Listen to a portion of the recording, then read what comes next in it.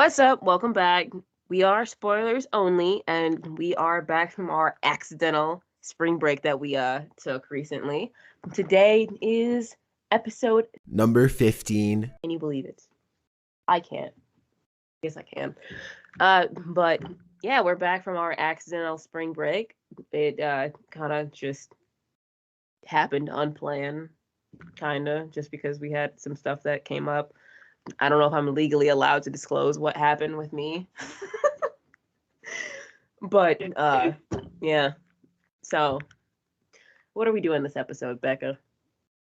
Today, we're going to be talking about Pixar's new film, Turning Red, which we both recently just watched because it's on Disney Plus.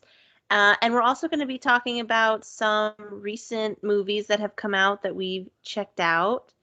And we're just going to be chatting away about those. So let's kick things off by just talking about a recap of some recent movies that we've seen, because I know our Turning Red discussion will definitely be a bit longer than these movies. So, Inea, what's a movie that we both have seen? What is a movie we've seen recently? We both saw Encanto, right? The major film that I feel like everyone's been talking about, and the soundtrack has been like at the top of the charts. Definitely. That's all I've seen. For a song titled "We Don't Talk About Bruno," you guys sure have been talking about Bruno an awful lot. But I think honestly the Encanto soundtrack is it's reached what Disney has been trying to reach with the Frozen. Like, they've been pushing the Frozen Let It Go since Frozen came out in like what 20 whenever that was. And they finally got a movie that with a soundtrack that like burned as hard as that one did. So, and personally, I enjoyed it thoroughly. It's a real fun one. Oh, for sure, yeah. And I think, like you said, with the Frozen soundtrack, I remember back in 2013, I think, or 2012 when that came out. I mean, that was huge. I remember they even did like Idina Menzel, I think, performed at the Oscars or something. Like, it was just Frozen was like the biggest Disney movie in a long time. So, but yeah, I think Encanto, the soundtrack's great. I've been like, I always look at Twitter, or I always look at the Billboard charts, and I see it at number one, and I'm like, that is great, because I can't remember the last time I have seen a Disney or Pixar soundtrack hold that chart space for so long. So I think it's cool, and I think the movie equally was very good. So I think it's definitely well deserved. Honestly, I really enjoyed Encanto. I thought it was such a good movie. It was like, I like what Disney and Pixar are doing lately with, they're doing like more like cultural movies. Mm-hmm. And the character designs is like perfect. We love it. Yes. And just and we obviously know that Pixar puts like a lot of detail into movies. So it's really fun to see them put that towards this stuff instead of like, I'm not gonna say garbage movies because they don't really make garbage movies. But since I am a DreamWorks adult, I'm gonna have to say I would have to say like A Bug's Life it's a horrible movie, but that's just because I'm pro ants. That has nothing to do with anything. I just wanted to say that anyway. Yeah.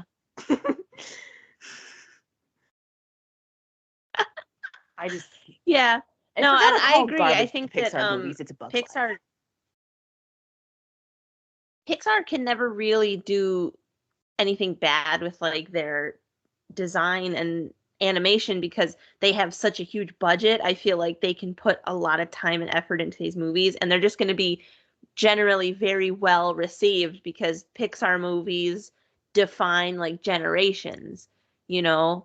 But I think with Encanto, I definitely think that this is going to be a film that is like probably on like the classics list or like top 10 lists for sure.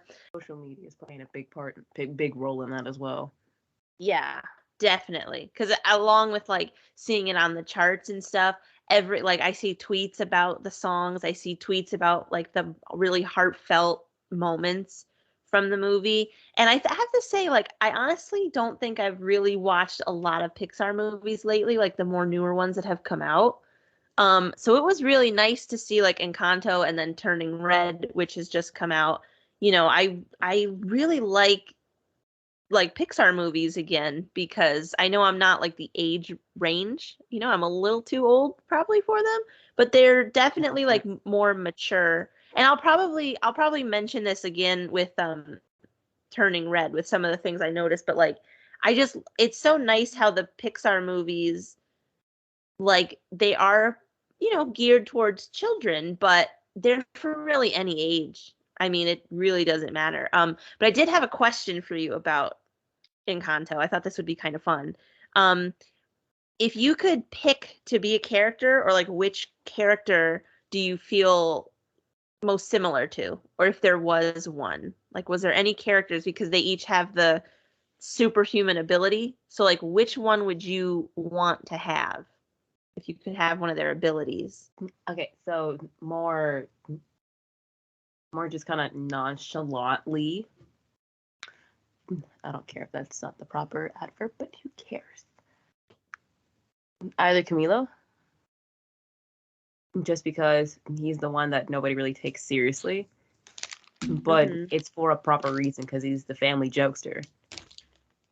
Nobody ever takes me serious because I'm just a little goofball. I just do stupid stuff and I make people laugh, and I'm just here to entertain, annoy and entertain. And that's okay. Or Mirabelle. But that's just because pressures I put on myself because of other people, but mostly myself, because I am riddled with anxiety. So I put like a lot of pressure on myself over like, really just nonsensical situations, like the pressure to be perfect or to live up to a certain standard. And that's just because the way you perceive certain things. So whether it just be like, oh no, this person is doing like a great thing, how can I do that with what I have? And what I have is not as great as what they have. So, you just the pressure to feel, important when you really, I guess, don't feel important yourself, I totally understand. I can definitely relate to that. And I totally understand what you're saying. I think that's like an interesting take on the characters. I like your choices though. I think for me, because I can relate to what you were saying. I think for me, I really liked Julietta's power of being able to heal people with food, because I love to cook, and so I just thought that was like, I don't know, when I saw that, I thought that was really cool. And then and then I know, was it Peppa? Was it one of the sisters? Peppa, I think I'm saying that right. Control the weather. Yeah, I thought controlling the weather would be pretty cool, because for those out there listening, you may or may not know that I've lived through tornadoes and they are not fun. So being able to control weather, crazy thing, best thing ever. Heck yeah, I'd love to live through a tornado. Send them my way. Please don't. Please don't. Yeah, that's a very good point. Yeah. Because I think like a lot of the times watching movies, I'll always put myself in the character's shoes, or I'll just think of personal experiences. And so when I was watching it, I was definitely thought of like, oh man, I wonder what it would be like to control the weather, because I know there's like floods happening in Australia right now, wildfires in like California, and we had like a wildfire here like a couple days ago, like just side of the road on fire. And you're just thinking like, oh, I'd love to have that power. I'm more like, I would just watch a movie and then a character will do something. I'm like, haha, I do that. Oh no, I do that. And I'm like, oh no, now I like completely empathize with this character because now I see myself in them. So if anything bad happens to them, I will rage. But yeah, if I had to pick a power, I would again probably pick Camilo's or Isabella's, just because Isabella, she could make flowers, and it brings me back to the sky high era of of my favorite movies and stuff. So, damn, I cannot remember her name. I cannot remember her name. Layla in Sky High, she could only like create tree. She thought she could only create trees. And so, in theory, Isabella could create like vegetation, not just flowers, because at first she was like, oh, I can only do flowers because, pretty things. But she was like, oh, wait, I can make just plants. I can do anything. So, again, in theory, if you had Isabella's power, you could make plants, like vegetation, grow fruit. We would have grapes for days, man. Strawberries. So, at that, you gotta think big. You gotta think big. Yeah. So either Camilo's or Isabella's. Yeah, I like that. I think that's cool. I think Isabella did. I really liked her power too. I think that also like just kind of goes into the bigger picture of the film because, a lot of reviews that I saw before I actually watched it, the film is very magical, and it kind of sends you into this world of magic. And I love that because I've never seen Harry Potter movies. So I've never because when I think of magic movies, I always think Harry Potter. And I've never really experienced that in a movie with either spells or magical powers or something. And I know Avengers, yes, they have the powers, but this just felt different. That's different. That's yeah. different. This felt magic way is different from superpowers, If you don't know the difference, then oh my God, keep up. Anyway. If you know, you know. You just gotta realize it. But yeah, magic is very different from superpowers in movies, and this one definitely was more of a magical one. So yeah, I did not like the abuela in this movie just because she was so mean. She was just so mean and so dismissive to her grandkids. I picked up on that a little bit, yeah. I mean, it was especially with Mirabel, how Mirabel did not have any powers, and she basically, Casita was like kind of tossing her around, like literally. I think like the original take of the movie, like because Mirabel didn't have powers, Casita would like not listen to her or would reject her commands. I want to say I saw some storyboard sketches of where she's trying to do something and then trying to grab something off the top shelf, and then because he just no, you I'm gonna mess with you, you loser. So I would hate that, but thankfully at least the whole house does not hate her as well, but the infrastructure. Yeah. But I guess her role was not to have powers, it was to be the overseer of the candle. I would be so mad because imagine if your sister, all your cousins, your sister and stuff, your siblings and your cousins and your parents and aunts and uncles or whatever have powers, and then you're the watcher of the candle, the protector of the magic. And sure, that is a great responsibility. I would also love to partake in the fun. Y'all can't give me magical guardianship powers or something. And then I guess it's learn to not rely on the powers, which is why in the end, well, not the end, but how the candle blows out and then all the magic is gone and all the siblings are, all the kids are oh no powers, but Mirabel's just no change. Oh no, it's so sad. And then finally called out the abuela because she was pretty much bullying her kids and her grandkids. I was just oh, you don't have powers? That's so sad. She created so much drama in that movie without really saying anything. She was, first of all, so obviously mean towards Mirabel, and then she put so much stuff into Isabella's head about oh, you must be perfect, you must do this, you must marry this super handsome guy. Joke's on you, Dolores marries him anyway, instead. Suck it. But yeah. At least she, like, realized that she was being controlling in the end. Like, she realized her wrongdoings and decided to, like, oh, I'll change my ways.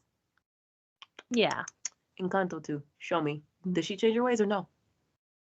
It was funny. I was actually going to say, do you see a sequel happening? I hope not. No? You know how I feel about sequels. You know how I feel about unnecessary sequels. Yeah. If they would, it would probably be a cash grab because they see the major success of Encanto. So it does not need a sequel.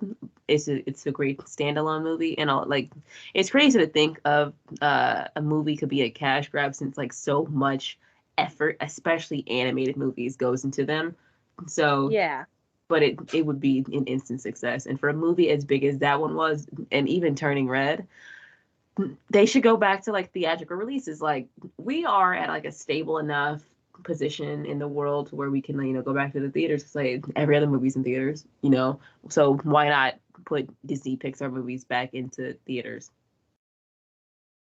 Y'all would, but I guess the point would be like, oh, y'all would make so much more money, but I'm not making the money, so I really don't care. At least I get to watch it from home. Because if it was like a theatrical release exclusively, probably wouldn't watch it because I do not like going to the theater. Mm-hmm. Yeah, because I think like going to the theater is fun in theory, and then you realize you have to like go there yourself. You have to get up and go there, and then like pay money when I can easily just eat popcorn at home. Yeah.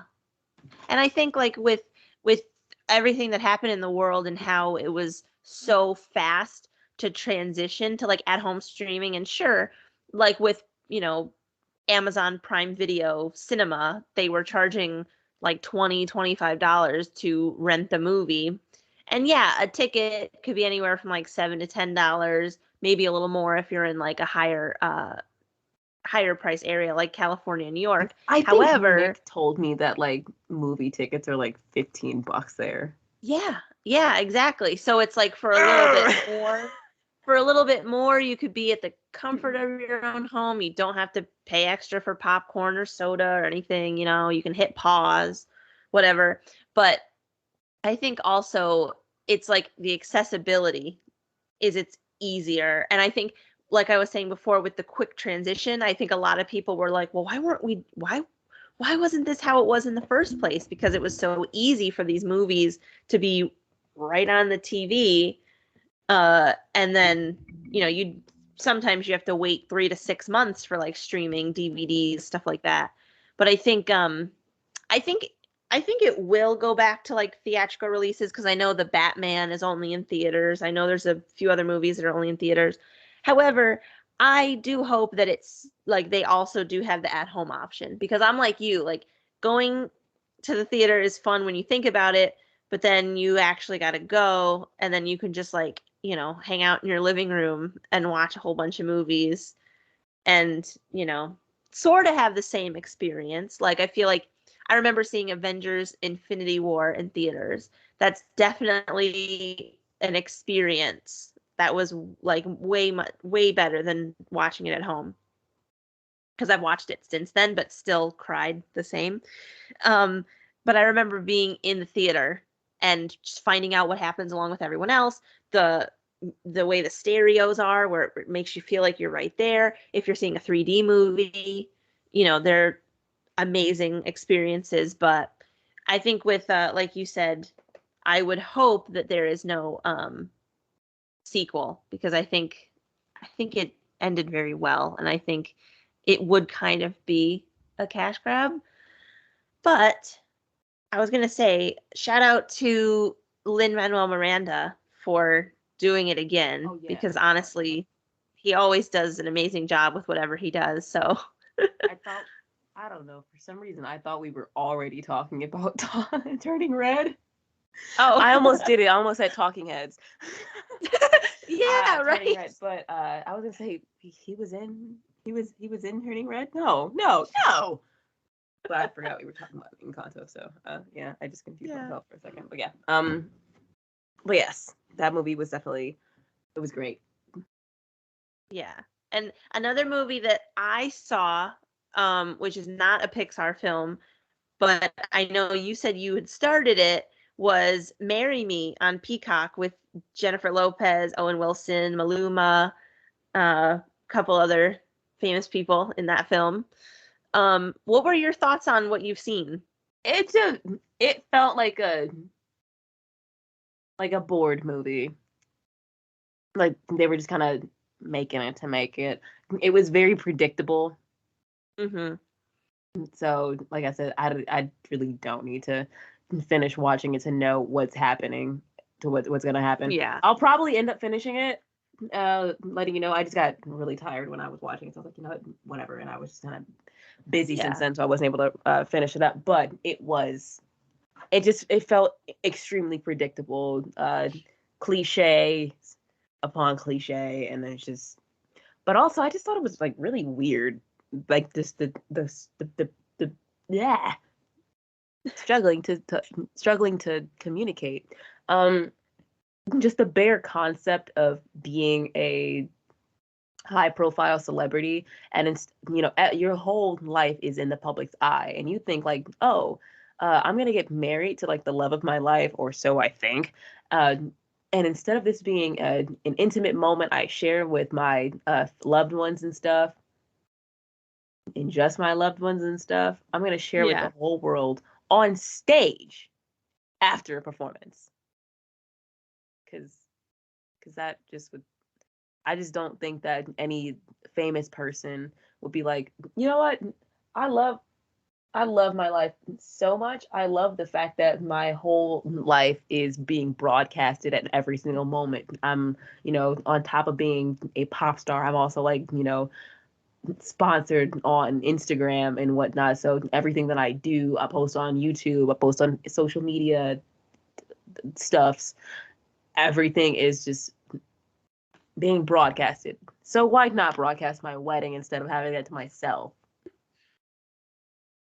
Y'all can put that money towards a really high budget wedding. With her dress is beautiful, by the way. I just felt weird that it was just, why would you want your wedding on stage? That's so weird. It's a fun little concept in theory, but like, boom, now you're embarrassed because he cheated on you. You kind of set yourself up for that. Why? Because you couldn't keep it to yourself. So yeah, that's true though. Yeah, that's what happened in the movie. And I think like how you said, it is a predictable movie. I know it came out around Valentine's Day, so it's definitely the perfect ads for it. Yeah, it's definitely the perfect Valentine's Day movie. I know it was in theaters and streaming on Peacock. Rom-coms so it's just aren't hidden like they used to. Yeah, that's true. I think the thing about it being like predictable is very true, because for me, I'm not the biggest fan of rom-coms. However, I can get sucked into watching them. So I'm sure there's like some that I've seen. I can't think off the top of my head, but I know there's some that I've seen that I'll like kind of get mushy about, because I'm emotional when it comes to movies and stuff. I get very invested. So I know there's a list of rom-coms that I've seen. But like with this one, it's nice to like watch a movie and not have to think so much. Like you kind of know what's going to happen and you can watch it play out, and then you can be like satisfied with the ending. And sure, there were a few little bumps along the road for Kat and Charlie, but like, cuz like I don't know if you got to this part, but the song, the Marry Me song that her and Bastian did was nominated for a Grammy, and Charlie gets kind of upset that they are going to perform together.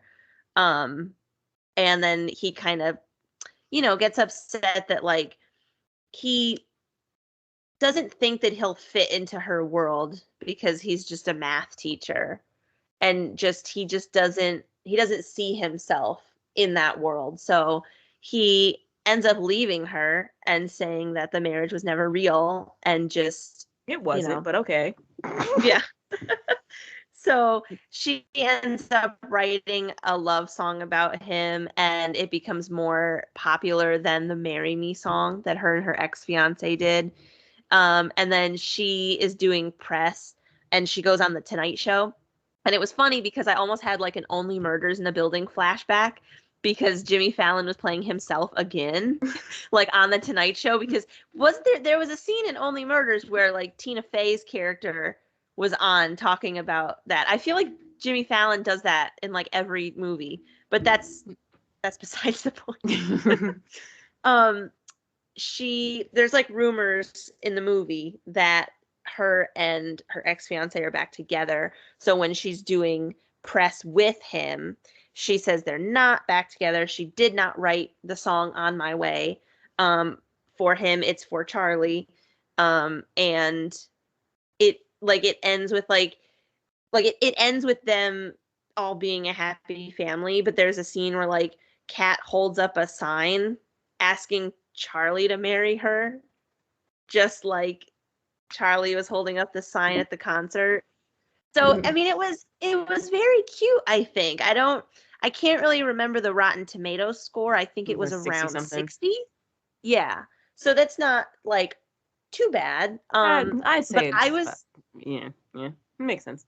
yeah, I was intrigued by it because I saw a commercial. The first commercial I saw for it was during SNL, and I was like, "Oh my God, they're making a rom-com with J-Lo and Owen Wilson?" Like I was just so confused about the pairing because I was like, "How is that going to work?" Like I don't know.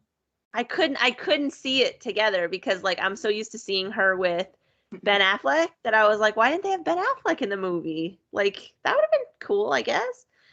But I don't know. I couldn't see it. So I thought it was a very cute film.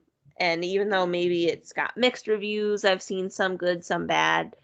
And I'm not crazy about rom-coms, but it was definitely cute, and I was glad that I ended up checking it out. And I probably would have gone to the theaters to see it if I was more into theaters again. I would have gone because it's cute. It's fun. It's predictable, like you said, but I enjoyed it. The movie kind of confused me because so J-Lo's character's name is Kat, and Mhm. her assistant, the actress that plays her assistant, their name is Kat Cunning, and they're a musician as well as an actor.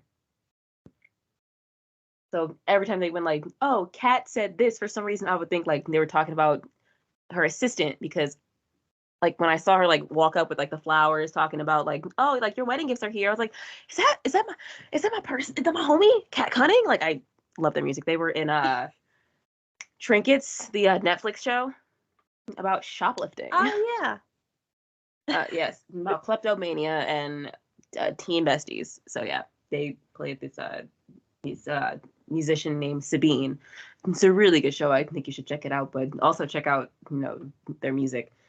But so yeah, I was like, so are we talking about J-Lo's character? I had to like keep reminding myself like J-Lo's character is name is Kat. We're not talking Yeah. about Kat Cunning.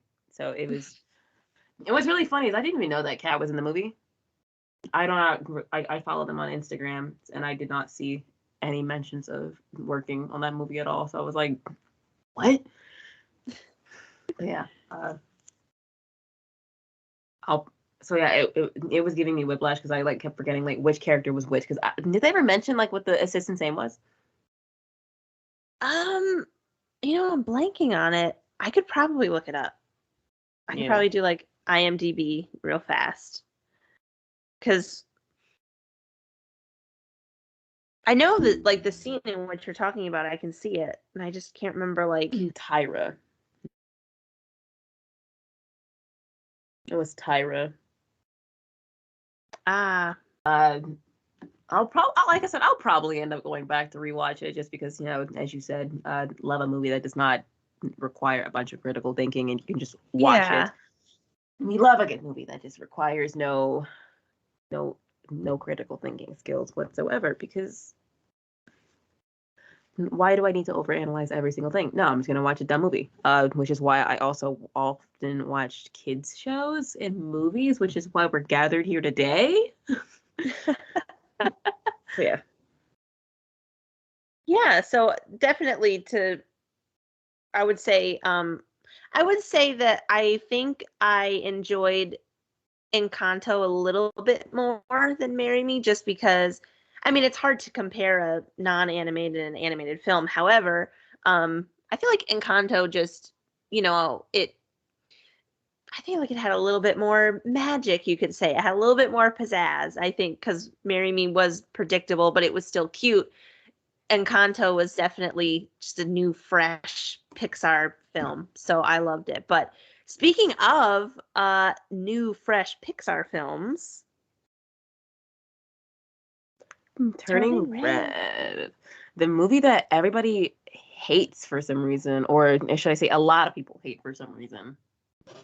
Turning Red has been getting a lot of hate. I do not touch the grounds of Reddit because that's a weird place sometimes. But people are on Twitter, at least, are super mad about it. They're like, oh my God, it's like, oh my God, there are just some things we should not be talking about. Like, that's such an inappropriate movie for kids. And they're like, oh, it's a stupid movie about periods. Why do we need movies about periods? First of all, yeah, it's not about periods. They talk about it for in one scene yeah, and or mention very pads early on. one time in another, but the movie's not about periods or menstruation at all. It's about puberty, as in just growing up. It's like the coming of age for adolescents instead of young adults, which there's a phrase for that as well, but I am blanking on what it's called. I will do a quick Google search. Yeah, but I've definitely seen some of like the negative stuff, and I just don't think it's justified. I think it's very strange because I do clearly remember the scene in which the main character does first um wake up and discover that she turned into a red panda, and her mother like assumes that she got her first period. And I thought it was so cute how she's like, okay, I have all these different kinds of pads and pain reliever and stuff for cramps and all this stuff. Don't worry, it's normal. And I think that's cute because it's such a I feel like it's a forgotten topic. Like people are sometimes embarrassed to talk about it. Like So people I are thought it was so cute. furious about it. I know. I thought it was such a cute little mention to it, just to remind there's girls out there who probably are nervous to talk about it, and it's just normal. But the whole movie was not about that. So it's such a weird. The Or internet even is just just weird. or even just the fact that it's a thing that we all have to go through, like, whether you like talking about it or not, it's a thing that exists. It's a thing that, we all experience. Hmm. So why should we feel ashamed to talk about it, or only talk about it in silence, or in quiet spaces instead of publicly? You guys talk Yeah. about all types of gross things on Twitter. I see what you guys tweet when you think that no one else is looking. Why? Oh, but as soon as a movie a movie about a 13-year-old girl, which is the age that young girls usually experience their first period, sometimes even younger. So why is it so weird? They're like, oh no, haha, middle school, little 13-year-old middle school girl, first period. Oh, the movie is so inappropriate. It should not. Kids. This movie is not for kids. Who do you think is getting their first period? Because Kids. it's definitely not fully grown women. So it definitely is something that should be destigmatized in a way, because it's, instead of having that uncomfortable talk or cringing like, I don't want to talk about this because it's so nasty, it's so gross. Because I'm sure a lot of young girls, they don't want to talk about it at all because they do feel uncomfortable. Some people still feel embarrassed to go buy tampons or whatever from the store. Hmm. No, just go ahead and slap them on the counter. Ring me up right now. Here we go. No, I'm not gonna be embarrassed to talk about that. No. Um So, and again, it's not a, people are freaking out over like probably something that was mentioned 2 to 3 times out of the entire movie. And she just like, hey, Exactly. you got your period? We're playing. Here we go. Here's the breakdown. Yep. I got you some pads and some painkillers and some herbal tea. That was it. But what I will say is that irritated me a little bit, a lot of it, was just the fact that her mom was outside of the school, like sunglasses, like looking like the shadiest person ever. Like, oh my god, Maymay, you forgot your pads. Yeah. The security guard stops her and is like, hey, ma'am, if your daughter goes here, like you're saying, just go to the office and we can call her down. Why didn't you just do that instead of sneaking up to her classroom window? Mm-hmm. If you think like, if she was on her period and she forgot her pads at home, worst case scenario, the office would provide pads because although they don't have pads in the bathrooms, at least they did at my high school. But they usually did, but they never stayed stocked. So you'd have to like go to the nurse to ask for Mm-hmm. some. But also considering what students would do to the condoms at the health fairs that came to school, I'm glad that they did not keep tampons and pads in the bathroom because they would be everywhere instead of where you actually need them. So, at least at least they exist in the school where you can go get them shamelessly. But yeah, Yes. for her, she could easily go to the office like, hey, I'm a little 13-year-old girl. I need a pad because I don't have any. She could do that, or hey, mom, maybe go to the office, be like, hey, I'm here. Can you pull my daughter out of class? Like, I have to give her something. Or this is my daughter. I need to talk to her for a brief moment and then give her that instead of going, hey, you Yeah. forgot your pads. Cause like, even if it's not an uncomfortable topic and if we like still, we do destigmatize this, it just would be weird because like, Mhm. There's still that line everybody between like wears personal business. everybody wears underwear, but do you think that I would want somebody to scream at me from across the field and be like, hey, I got your underwear? No. No. It's just, it is a personal thing. But that Yeah. was just incredibly embarrassing. And another thing that people have been discoursing about was the fact that people, for some reason, people are ripping this movie to shreds as if it's like some sort of like high thinking level a movie for just one of the most greatest pieces of cinema that just requires so much thinking. No, it's a movie about a girl turning into a panda and other stuff. But for the most part, it's about a little kid. It's about a little kid wanting to have fun and basically coming into her own person. Mm-hmm. People are just like, oh, kids don't act like this. This movie's so stupid. It's so cringe because 13-year-olds don't act like this. Have you ever met a 13-year-old? Yeah. That movie, it felt, dude, there were so many times where I was watching it and then like whether it was May May was doing something or whether her friends were doing something, I'm like, dude, that was me. That was me as a kid. That's me now Totally. sometimes. Totally. So it's just the fact that you guys think like, oh, that's that kids don't act like that. Yes, they do.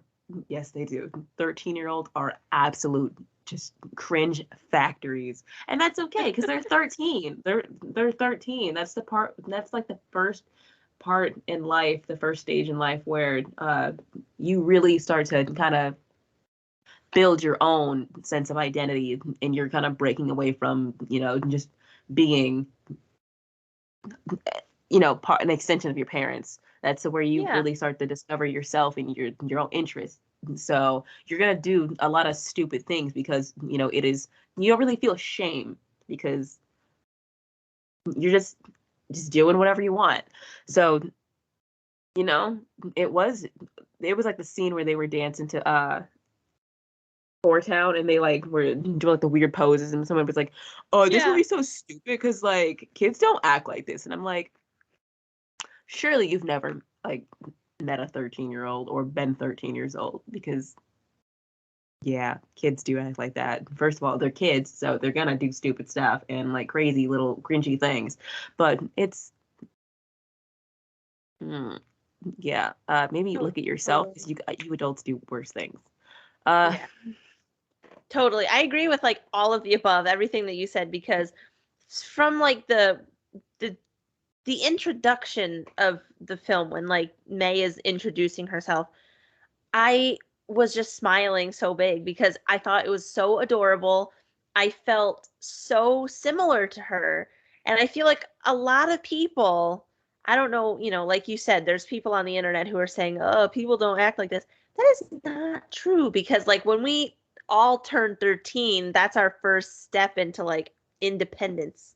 And, like, we're not typically adults yet, but we're going into this new age, because you're like you 0 to feel like 12 you're and then you're adult. 13 to 18. Yeah. And so it was just, it was so cute, her little introduction. And then when we learned about her friends and, like their obsession with Four Town.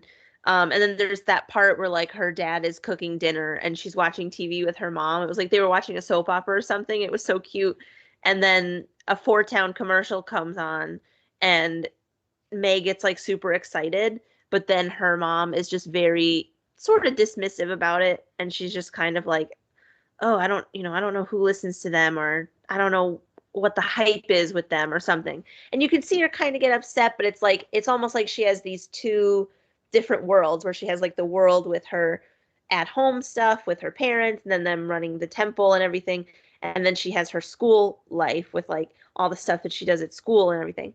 And I feel like there's probably so many kids that can relate to that who like maybe didn't talk about all their interests, or like, their parents probably didn't vibe with their favorite bands or singers or movies or whatever it is.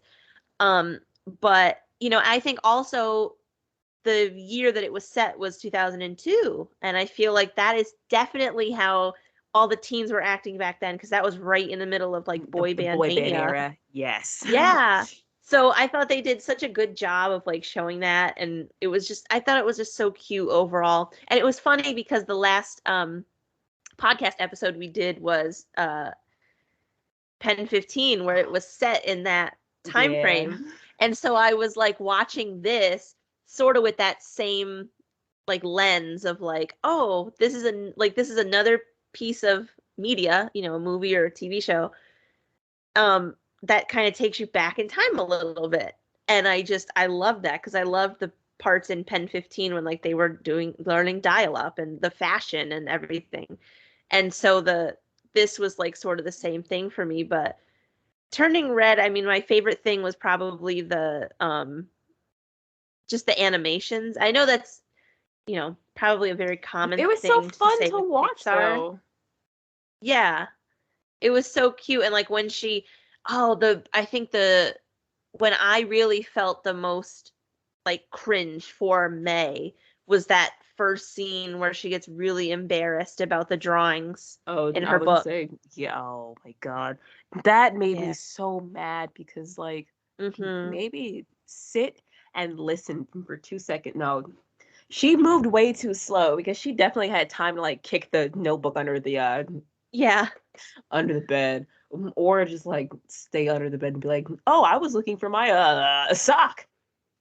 Yeah.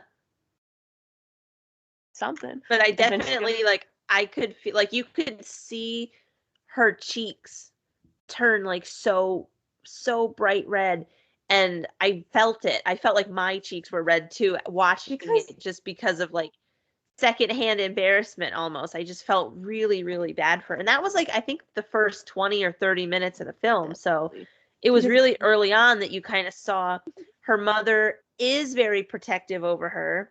Sometimes it could get worse, even though she's getting older. She's still not like an adult yet, but she's starting to become more independent, and it just you can really see how much she loves her mom and so much she loves her parents, but she also like wants to do her own thing. And I feel like that was what the movie was about though. Like like you said, coming of age, like being your own person. Like I don't know how anyone could get a different summary of the movie, because that's Because instantly it's like crazy. what I thought it was about.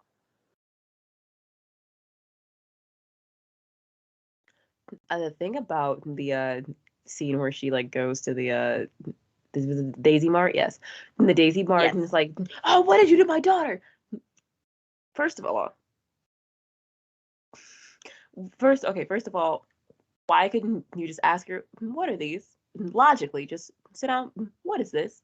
Like, oh no, I was just drawing, play pretend. It's not a real person. And she's like, oh no, that hat, I know this person. So she goes down to the mart and she's like, what did you do to my daughter? My daughter, she's 13. And then she shows her the drawing. Yeah. I would die. My heart would explode, and they'd be like, oh no, what happened to her? And like, her heart's missing. It's gone. It's gone. It's combusted, because I would literally self-destruct in that moment. There's no way that I would be able to live in the same town after that. Mm. I would hate every moment, because that's just not something that you could really live down, because your mom not only does like so dude was 17, so it makes so much sense for you to be 13 and have a crush on someone older than you, you know. It's just at that point, it's just like you just think like, oh, you're cute, you're attractive, and that's it. There really is no more, but it's just the fact that she just like drew. I'm remembering the scene like as I'm saying it. She just like started just drawing a little face, and then started drawing the abs, and then was like, oh, rolls under the bed, starts drawing like crazy. Yeah. It's like them like kissing and caressing each other. And it was so funny because like they were like inherently innocent pictures compared to the stuff that I saw people drawing when I was 13. That's all I'm gonna say. That's all I'm gonna say. But Yeah. considering, you know, her mom was not really a helicopter parent. She just was controlling. She was controlling. But again, like for a good chunk of your life, you are not your own person. You are an extension of your parents' opinions and thoughts and their style of, you know, them raising you. So everything that you have, sure, you have your own personality, but it is really an extension of your parents until you get like a certain age, like, you know, 11 to 13. And that's where you really start thinking like, oh, I like these things. I like this thing. And then that's when you really start shaping your own life. And that's just what May May wanted to do. She, like, sure, she did love, you know, she said she loved her parents. Obviously, there was nothing, you know, wrong. She wasn't trying to disrespect them. She just she didn't want to live the life of just wake up, you know, go to school, come home, work in the temple with my mom, go to bed. And she wanted to be able to have friends, like enjoy things, enjoy life, go to concerts with her buddies, you know, hang out and stuff, and still, you know, have her home life. But she just wasn't able to do that because her mom, first of all, didn't even like her friends because they were just different. It's just the parenting style is just weird, and I could probably think of a word, but I the word for it, but I can't. It's not coming to me right now. But it's just a way she is just super strict and wants her daughter to be raised a certain way, and that's just how it is for a lot of families. How it's just like, all right, so you're gonna go to school, and you're gonna focus on your studies and your extracurriculars, and don't be distracted with, you know, distractions, whether that be fake friends or just stupid stuff that does not matter. So in this case, it would be Four Town.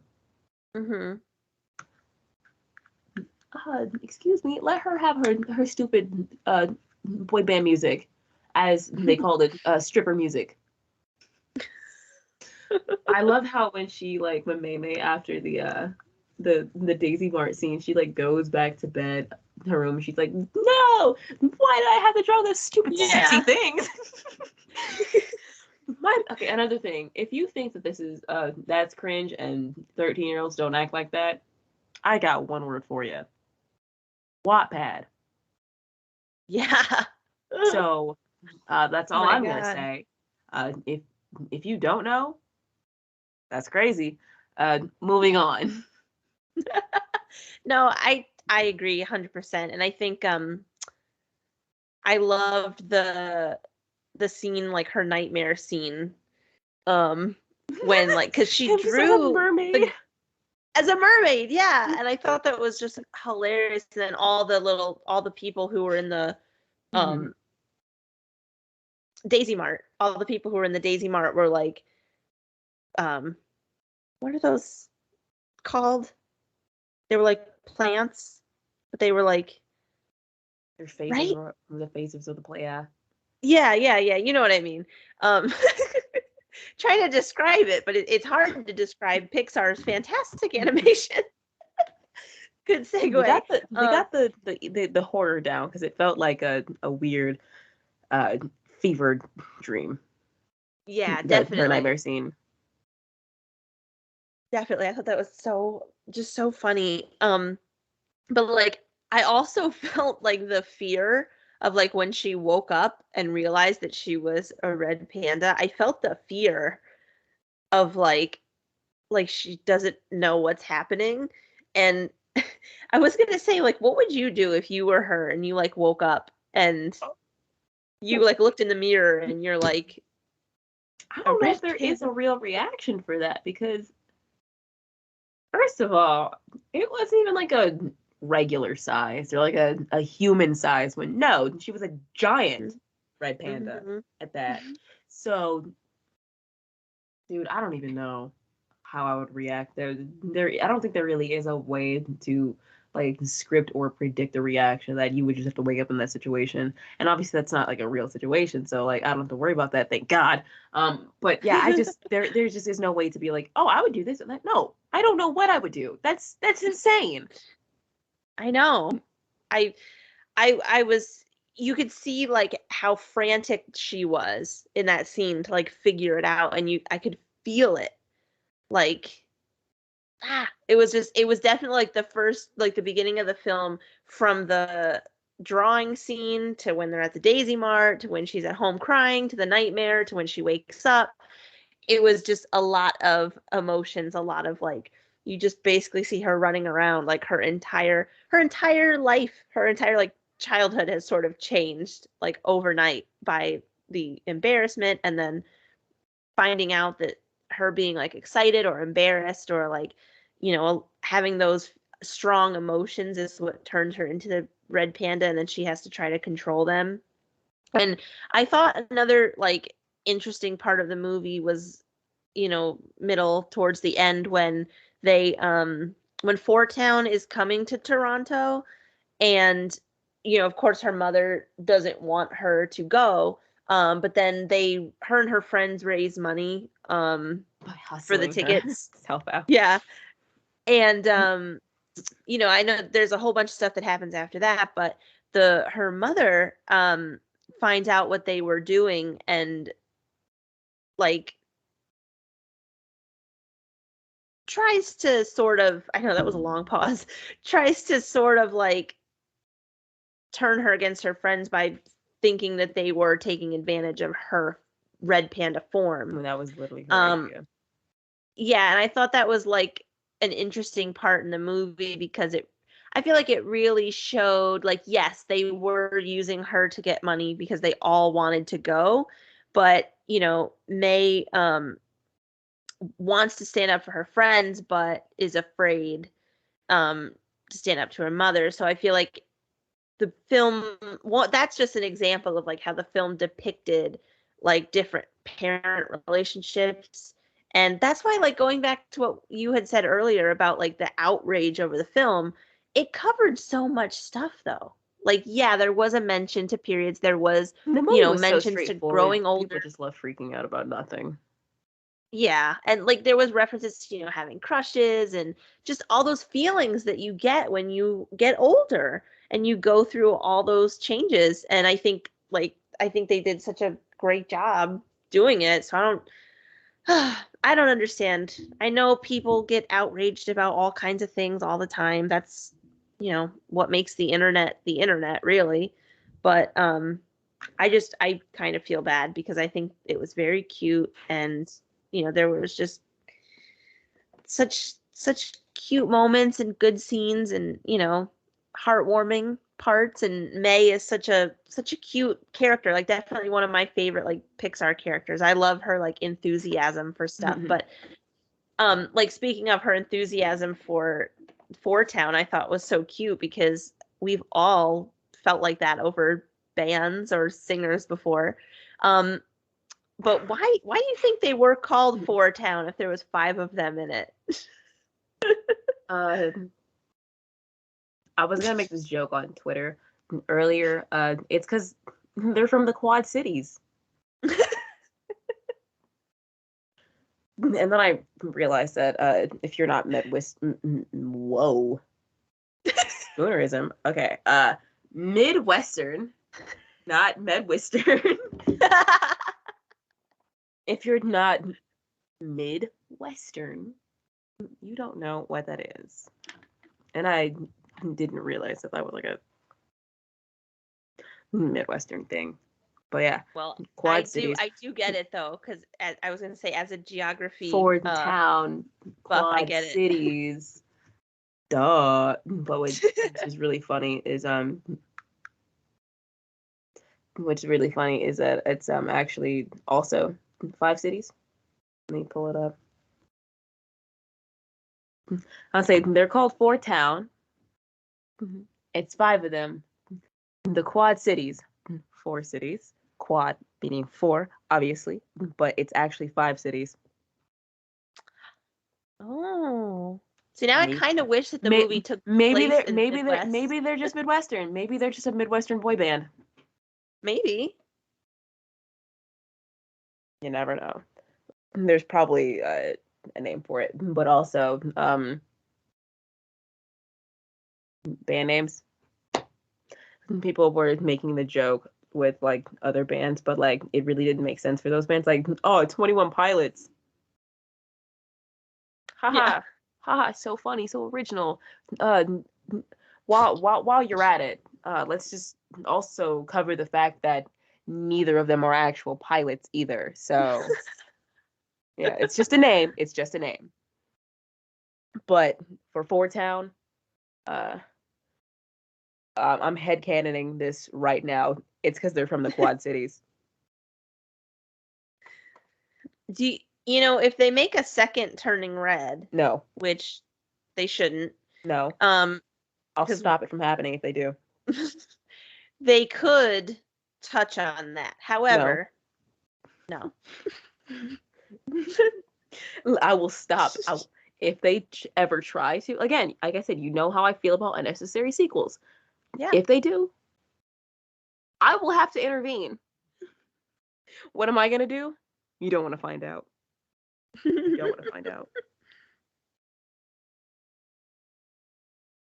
But you were saying? No, I was just going to say I think it was overall just super cute, and it was very even though there were like some frantic moments, intense moments, especially with like things that made her embarrassed, and also like the, you know, big like fighting scenes at the end at the Town show, and then yeah, I mean it was like, I don't want to say action packed, but you know, it was just overall it was just such a like very cute feel good movie. And I think like I was saying earlier, this was definitely a more mature Pixar movie. Certain maybe words that they'd say, certain topics, Sexy. maybe stuff like that. Yeah. Sexy and stripper music. Never heard that in a Pixar taken film before. so hard when they said that. But like I feel like it accurately depicts 13-year-olds instead of like them making it like a strict like rated G movie. They can only say certain things. Like, yeah. I think this more accurately portrays actual 13-year-olds because like, yeah, don't get me like, you know, 13-year-olds are saying stuff like that. They're saying worse things, let's be real. But, you know, I just feel like trying to get closer to what real 13-year-olds do instead of trying to appease like 4-year-old, or not appease, but like trying to sugarcoat it for 3-year-olds. Mm-hmm. It makes sense to do it more accurately and actual, you know, base things off of real life behaviors instead of, oh, this is what a kid should be doing. No, they're So yeah, I appreciate this movie. It was a really good. I love a good coming of age movie, and I think this one definitely did a really good job of showing not only like a regular coming of age story, but also just a little girl coming into her own identity, and her and her mom coming to the understanding that she is growing and she is going to be her own person, and you need to give her room to pretty much flourish. So in the Yeah. end, seeing her mom finally come around to being open with her. Doing more mature things as far as hanging out with her friends and liking her little Mhm. boy band and having her free time instead of being restricted to extracurriculars and working in the temple. And also it was nice to see her mom kind of let go of the resentment that she held towards her mom for putting that same pressure on her, which Yeah. obviously the pressure was forced on Mei Mei because that's all she knew. She was raised that way, so the way that you are raised, you're gonna kind of inflict that on your children just because that's all you know. That's all Mhm. you know. That's what you were raised to understand. And although you hated it as a kid, it's gonna come out anyway because that's just again all you know. So it was just a realization like, oh, this is I see me in you because that was me at one point. I had that resentment because of the pressure and it was insane. So she finally just let that go or kind of worked through it, came to terms with it, and her and Mei Mei worked it out, and they had everything worked out, and we love that for them. Yep. I totally agree, 100%. Again, the movie was so straightforward, as simple as I just explained it. So I think people who are definitely outraged online over this movie, either you just like creating fake outrage, or maybe you just don't possess the actual critical thinking skills that you think you do. Yes, I am being a hater publicly. Not really a And hater, more it like does have a criticizer. 95 currently on Rotten Tomatoes. Deserved. So very much deserved. I I like the idea of Pixar making more mature movies, especially again ones that deal with characters of different ethnicities. Mhm. It's a really fun thing to see, Yeah, and and I think like you had said earlier about like making a movie for kids, maybe 11 through 13 who are either going through that phase or getting ready to go through that phase, not sugarcoating it or like changing it for a younger audience, I think is important. However, you know, people watch kids who watch Pixar maybe 3 to 8 years old could also very well benefit from that because it it's just a real it's like real depiction of life. It's not like a fairy tale or anything like that. It's real. So I saw commercials for it like about a month ago, I think, and I was like, "Oh, what is this?"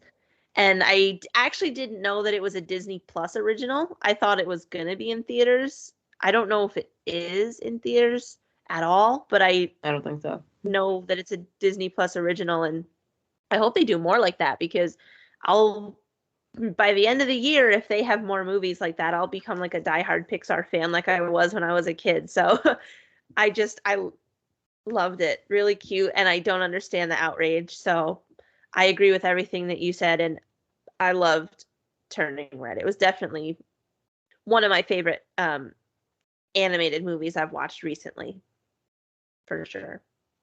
Hmm. I want them to put out more like comic of age films that don't mask the way that the way that they things should be. Like, yeah, people they were okay. Again, I'm more discourse. People were like, oh, but people are gonna like try to talk back to their parents and like start to be more disrespectful. Like, no, they're not. First of all, again, if you possessed more than a single brain cell, you would know that this is how kids actually act. All even if they aren't trying to do it, just the kind of bumping heads is going to happen with you Mm-hmm. and your parents when you are at that age because again, you're starting to learn things about yourself and it's just there's gonna again you're just gonna bump heads whether you're not it's like a full on like arguing or you're just being hard headed with your parents like no it's just you're bumping heads because Yeah. your own person now. You're recognizing that, and they just have a different perspective of how they want you to behave because they aren't ready for that change yet, or whether they're just not. I just said that, but yeah. Anyway, yeah. I want more movies like this. I love a good animated movie, and so for it to be as entertaining and just kind of real instead of lying about experiences and whatnot. We love it. We love to see it. So yeah, and also go ahead, make an actual period movie. Because this was just one about growing pains, coming to age, coming of age, and just growing up as from child to preteen to preteen, early teens. I don't know what you want to consider that. Do preteens even? Whatever. Yeah. I think that pretty much wraps up our discussion here about Turning Red. Definitely. An overall positive review from both me and you. So anybody, if you have not seen Turning Red, definitely do go check it out, and don't listen to all the haters out there, because it's a really good movie. It's a fun one, and it's super funny. But also, wait. What I wanted to mention is, so her mother's panda was friggin' massive, dude. I want to know, why was she so big? And also, everybody was reasonably calm, or should I say unreasonably calm, when like this giant panda monster just started ripping this venue in half. Why? If I saw a giant Godzilla-sized monster, red panda thing, ripping up a concert arena in half, I would be peeing my pants. But yeah, I just don't understand. And also, I'm really glad that they obviously made them like pay for that, because while I was watching, I was like, there's no way that they're just gonna like get away with this, because there was like millions of dollars of damage like in that movie going on. And then usually like in movies, like they don't really reference that. It's just like, oh, citywide damage is happening, but just movie magic. No, but they had to repair everything. So I'm glad that they mentioned that, because I was gonna say there's no way that you guys are just gonna like let this lady and her family like pretty much trash this entire like the city, and then just, it's okay, no worries. I'm sorry, tax money's not gonna cover that. Tax money's not gonna cover that. That reminds me of that meme that was going around about like Avengers. Oh, we saved the city, and then it's like the city is on fire. Yeah. But yeah, that's a very valid question, because I think the probably the reason why her panda was larger was just because she's the motherly figure in the movie, and I think it's just another way of like her sort of but dominance, I guess, is like she's the as a panda, and it was not that big. Yeah, but I think probably because we just saw the mother, probably, I don't know. Maybe it was something that people didn't really notice too much, but you would think they would, because the panda was dramatically larger. But or maybe honestly, it could just be like just a way of showing that she's like, she's like the bigger person over May, for example. So she kind of, like you said, she's not really a helicopter parent, but like she's always protective over her. So maybe that's just a little way of like kind of slipping it in there. Or maybe what I was thinking. So obviously the panda is controlled by emotion, which I think a real like protective trait would be like, in extreme anger or defense. That's when the panda's triggered, instead of just any burst of emotion. But I guess it makes sense when you're, young, going through puberty at an early age, and then like, emotions are kind of unstable because hormones. So I guess that would make sense for that. But whatever. So Panda is triggered by extreme emotion. Her mother has a lot of bottled up, you know, discontent and just extreme emotions. So maybe it's just a representation of just her feeling so strongly about certain things, and it just, instead of her expressing it outwardly, like in a healthy way, it just kind of turned her into like this gigantic red panda. Yeah, that's a good way to look at it too. But yeah, that's all I had to say, because I thought about that and I was like, let me mention the $1 million of citywide damage that they created. Yeah. But yes, follow us on Twitter at Spoilers Only Duh. Share with a friend. Share with I have no special requests. Share with whoever you want. I couldn't think of anything. Yeah, just definitely follow us on, all platforms that we are available on. Whatever you're listening to us on, check out our Twitter. Again, we have a linktree posted there so you can see where we are available on Apple Podcasts, Google Podcasts, Anchor, Spotify, YouTube, other stuff, iHeartRadio, TuneIn, the whole shebang is. Anyway, so yeah, follow us on Twitter. I just said that 3 times. Yep. But I'm tired. it's very important. It's very important that you follow us on Twitter because we post lots of fun things there, and it's also the only way to get to our link tree that has all of our stuff in it. So it's very important that you follow us on Twitter. But yeah, any final words before we close out this episode? I'm not gonna say follow us on Twitter again. But you just did. I'm tired. I'm tired. I'm thinking in circles, man. But yeah, just I was gonna say it again. What? Oh my god. Goodbye. Good night. Goodbye. Follow us on Twitter, and this has been Spoilers Only. But